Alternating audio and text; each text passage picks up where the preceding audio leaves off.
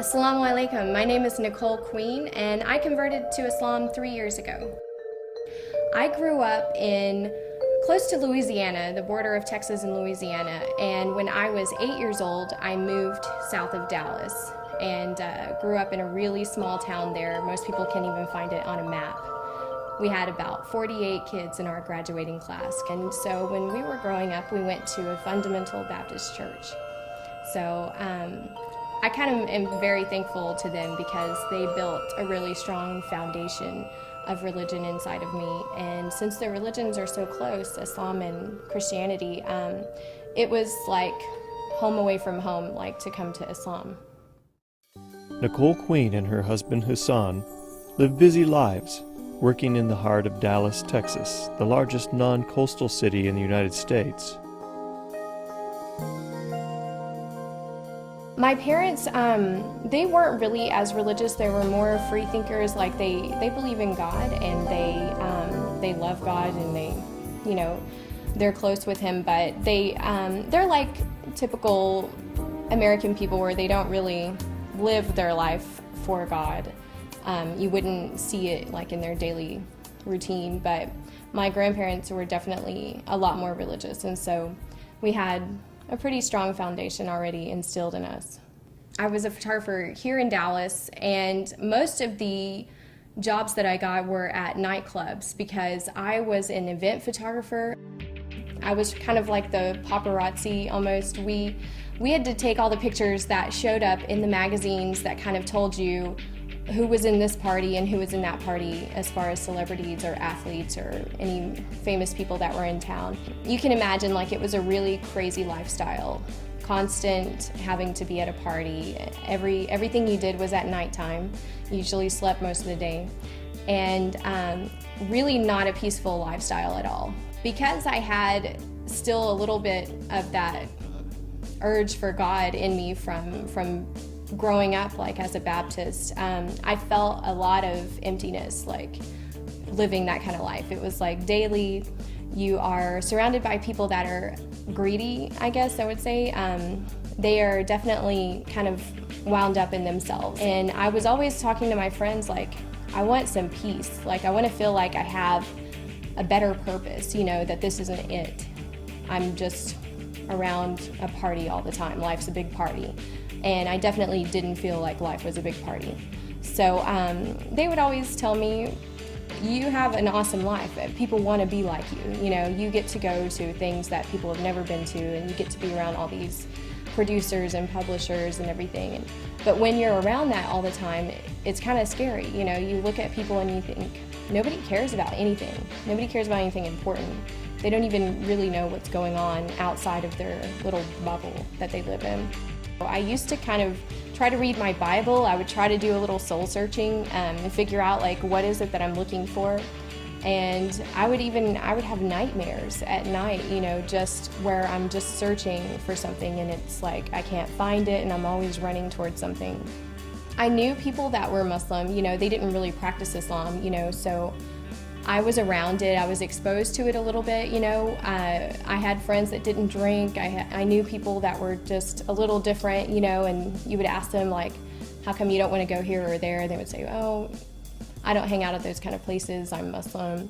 And one night after a photo shoot, I was going to meet up with my friends, and I also met who's now my husband, Hassan, and he was kind of going through the same soul searching too. When I met Nicole, we met in a outside like lounge, and I was practicing Islam, but not completely the way I should be practicing Islam. And Nicole, when I met her also, she was looking for peace in her life. So by the time when we met, we were able to relate to many things together toward better ourselves, to be a better person. We would talk to each other all the time about what we were looking for in life, about what we wanted to be, and how we wanted to be different than what we were now. I kind of talked to Nicole about Islam, at the same time remind myself about my religion and what kind of person we need to be. So I was telling Nicole about how to go to classes in the mosque and to learn more about Islam. And same time for myself, I tried to get more closer to my religion. He used to talk to me also about Islam, and so it was kind of like this Islam thing just keeps getting brought up around me. And the people who had the most discipline in their life and they had the most purpose in their life seemed to be these people. You know, they seemed to kind of stand out amongst everyone else as, you're all drinking, you're all partying, you're all dressing this way, but not us. And the more that I started learning about it, the more addicted I became to it. I started watching things on YouTube about Islam, videos from Yusuf Estes, you know, who is a convert to Islam, and I would sit up all night. Definitely Nicole, she get me closer to my religion. Watching her going through these changes and for me not doing what I'm supposed to do, yeah, of course, she encouraged me to become a good Muslim. And the more that I learned about the foundation of this religion, and the more that I was like, this is written for me. This is what I need. I need something strong, and I need someone to tell me, you have to stop living your life this way. If you want to have more purpose, here it is. When I started converting to Islam, it was a long transition.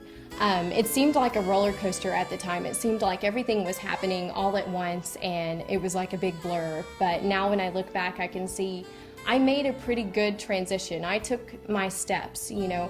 The first step was, I need to know what's going on with this faith. I need to know the foundations and the pillars and the basic belief system, and I needed to make sure that it was something that I could actually believe in. I was excited when I see her very interested to learn about Islam, and she want to be changing her life to a better life. I get really excited, and I try, you know, I give her the Quran to read it. When I started to read about the religion, the transition of my life happened without me even realizing it. You know, I started to change the way I thought about other people and the way I thought about the world. So the way it affected my life was huge. Sometimes we didn't talk for a couple of weeks or a month. I mean, and then I found out she's still doing all these things and learning about Islam, and to the point where she wanted to go to Islamic country, and she want to go and learn from the Muslim people, not just in books. And I wanted to go and see what it's like in a Muslim country really bad. I just had this urge to see what is it like to be around a bunch of Muslims, to be in a place where Muslim is the nation's religion. So I told her, of course, you can go to Jordan, and I made it just available for her to go there and spend a month with my family. He called his mom actually right away, and she said, please come. I mean, they were so happy to have me come and visit, and I went by myself. And I took a bunch of clothes that are typical for a hijabi girl to wear. And at the time, I thought of hijab as something that you have to earn. Like, you have to study Islam for a long period of time before you can wear the hijab. Like, that's what I thought. I thought, I'm never gonna get to that point. It's gonna take me a long time to ever be like those women, you know? I thought it was like a rite of passage. And so I went there with some scarves and some long skirts and hijab style clothing because I thought, okay, it's a Muslim country and everyone's gonna be dressed like this, so I don't wanna, you know, insult anybody. And when I went there, I saw 40% of the country doesn't cover, they don't wear hijab. I wanted to show respect to the family that was hosting me, and the women in the family wore the hijab. Well, most of them wore it, and so I thought, well, I'll wear it when we go around town, and when we go out of the house, I'll put hijab on, so that I kind of blend in and don't draw extra American attention to myself when we're in this country. And so I started wearing it while I was there, and I would just wear it every day, and I was there for a month. And it got to where I was excited to put it on, because it was new, and whenever I put it on, I got so many compliments. Like, so many people would say, mashallah, you look beautiful, you look nice in the hijab, it looks better than you do without it. And I would think, oh my gosh, didn't look good all those years. So I would just keep wearing it every day. And when it was time to come back to Dallas, I was really nervous because I didn't think I'd be able to take it off. And I was like, what am I gonna do when I get home? I wanna keep wearing this, but I haven't told anybody because I didn't decide to wear it when I left to go to Jordan. And when she came back wearing the hijab, I was happy, but I didn't tell her that. So I came back and I told my friends and I told Hassan, I don't think I can take off this hijab. And they said, are you sure? I mean, it's a big step. What are you gonna tell people? And I said, I don't know, I just can't take it off. And so I didn't, and I've worn it since then. I knew that a girl wearing hijab doesn't belong in a nightclub, and that's not respectful either to the other girls that wear hijab, because you're making a public display of your faith. So if I bring God with me into a nightclub, then I'm not showing him respect.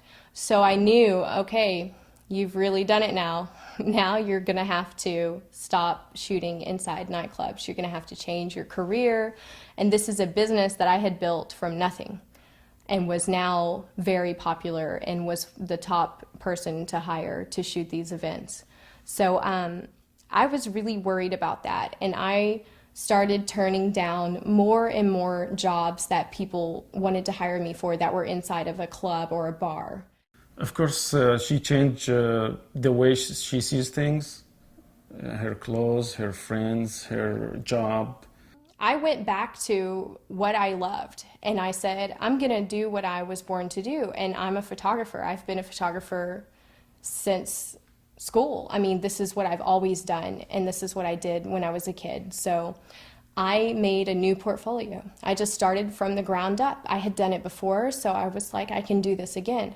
And I made a clean portfolio, and none of the images that I would do ever again were gonna be women scantily clad, you know, and pictures of people drinking and partying and things like that. And so I made a new portfolio of happy things like weddings and charity events and political events. So I was still shooting what you would consider celebrities, but in their respective times, in the daytime, not at night when they're kind of letting the claws come out.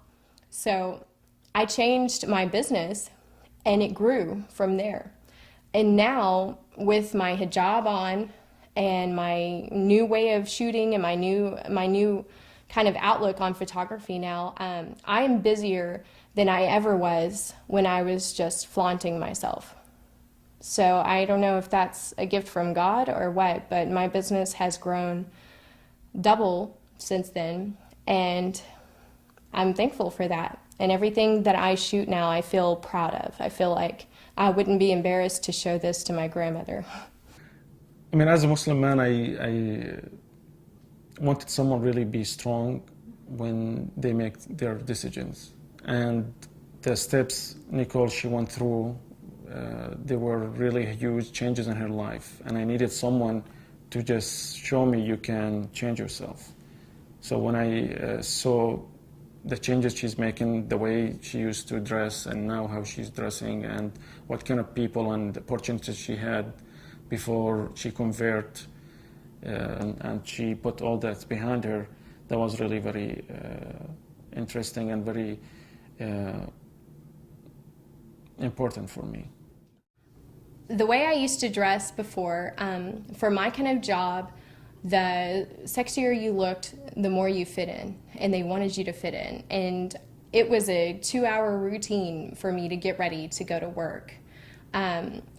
When I started to get closer with God and I started to have more respect for myself, covering up was like God is saying, since you have left this life that most people want to come to me, I'm going to give you back your virtue. After Nicole converted to Islam, she and Hassan found a deeper appreciation for each other, fell in love, and were married.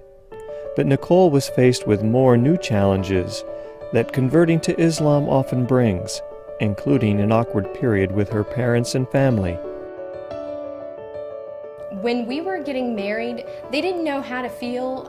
They didn't know, like, is she doing this because of that man? They didn't really know my husband that well. And they were questioning everything. Like, did she do this for this guy? They kind of took it really hard, and it was a struggle for them. But so when we got married, I think that was really hard for them, and they felt like, we can't support this, we don't want to be there, and we don't want to support this. And I think that now maybe they wish that they wouldn't have been that way, because now they love my husband. They think he's great. He loves to do everything that they want to do. I used to think that one day she's gonna say, I'm not gonna be Muslim anymore. This is too complicated for me. I used to think that more in the beginning of our relationship, like right after we get married, but now I feel more comfortable about it. I feel she has a strong belief about her religion, and she's not gonna just drop the ball and walk away. So this is too complicated for me. I feel like we are definitely a team when it comes to keeping each other with our religion. We have to keep each other on the right path, and I think that's kind of one of the big purposes of a Muslim married couple, is that you keep each other on this direction whenever we're facing different challenges, because you are going to face challenges living in America and then trying to live as a Muslim. So we help each other kind of resist the temptations that we face. We remind each other of what we're trying to do and what we want for our children one day, inshallah. And I can look at him and tell at a moment when he is having a struggle, even if he doesn't say it, and he can do the same for me. And so it's just that ability to know and love each other that much, that you want to see the other person as a successful Muslim. You want him to love Islam as much as you do, and you look at him and think, like, I want to feel as passionate as he does. So we look at each other and push ourselves in the right direction.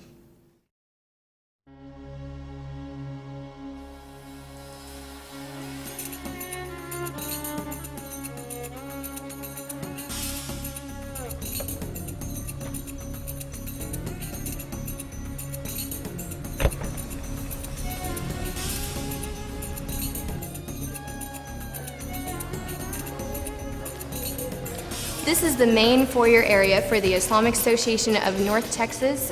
This is where I first began my Islamic classes. I would come every Sunday. I would go up the staircase right there to learn about the foundation of Islam. It was about 5 months later that I took my Shahada in the Imam's office here at the Richardson Mosque. I've become like a member of the family here, and this is where me and my husband come for our prayers.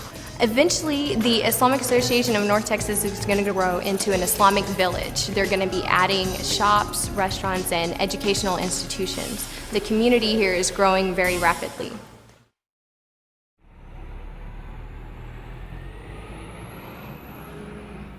Daily, we probably don't live the typical life of a Muslim couple.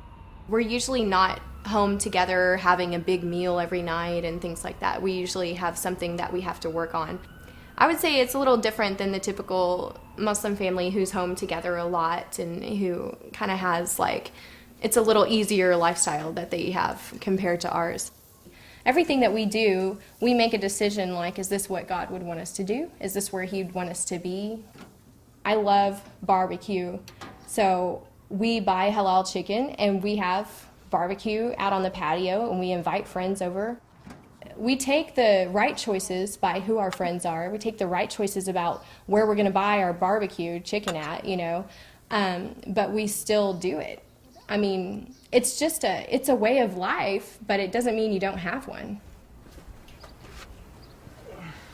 I have some iced tea. Yeah, this looks really good. Hi there. Hey, Welcome to our ranch. thank you so much. Thank you for having us. Looks like you're ready to ride. Yeah, we're ready to Well, go. let's go find the horses. All Around the right. barn. Register paint.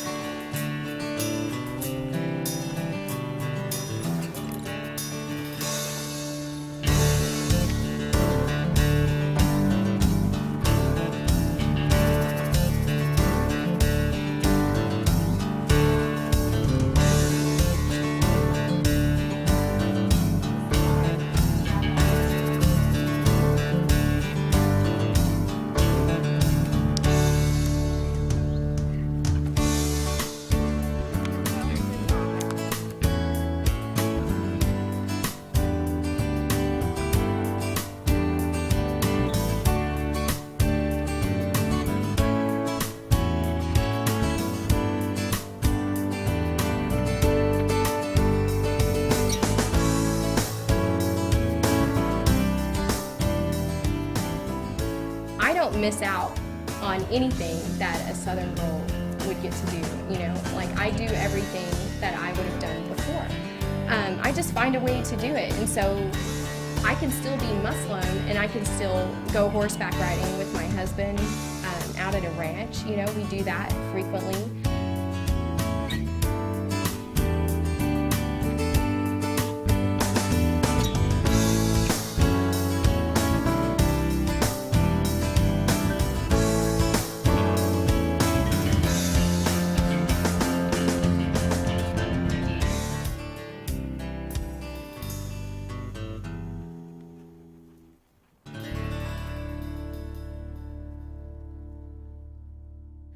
I think that in Islam, something that sets it apart from other religions is the ease of it, the simplicity. And I know that may sound strange to some people because they would think Islam is not easy. Look at how difficult your life is, you know, with this religion and how challenging it is. But the simplicity that I'm speaking of is when you need to make a decision, and when you're going somewhere, and when you're buying clothing to wear, and when you walk out the door, Islam helps you to make the decision to respect yourself. I think that Islam takes you and your personality and it washes it off.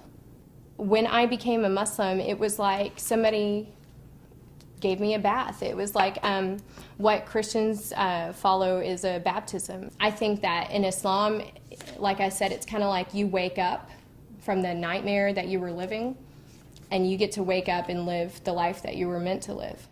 So besides the photography, I tried to give back a little bit to the community and to the people about converting to Islam and about being an American Muslim. So what I thought of was all of the different challenges that I had faced when I was converting, and wanted to create a website that would help people who were also going through those same difficulties. So one of the biggest challenges that I faced when I was converting was finding my identity. As an American Muslim, you don't really feel a lot like an American anymore. You feel like you don't quite fit in with your friends and family the way that you used to. When you're also on the other side as a Muslim, you're still not the same as they are, not the same as a person from a Muslim country, and you may not look or act the same way that they do. So you kind of feel like, where do I belong? So I made another site, and it's a blog page that helps define a little more of the Muslim American identity. So I have articles and stories and videos on there just describing who we are as American Muslims, because my goal with that site is to give us a more positive representation and to make it to where the first thing that someone thinks of when they think of a Muslim is going to be completely different than what they think now. I find that here in America, I know that people think it must be hard to be a Muslim that's an American living in America. And I did find out what it's like to be treated different, to be looked at by your own people as somebody that's foreign. And I am very proud to be American. I'm all about being an American and being a Muslim. This is a faith. It's a religion. It's not a race. It's not, you know, what color of skin I am. It's not anything like that. It's just a faith that I follow. It's a lifestyle that I live. So I kind of feel bad for people when all that they know is completely wrong from what we stand for. Assalamu alaikum. Sisters, thank you so much for coming. And so I really devote a lot of time and a lot of energy to speaking out to people about being an American Muslim and about how this is a different aspect. This is a different aspect of Islam than they've ever seen. You know, this is people who only know and only live the faith. I converted to Islam 3 months ago, and I came today to hear Nicole's lecture just regarding life without Islam as a reminder, you know, what life was without it.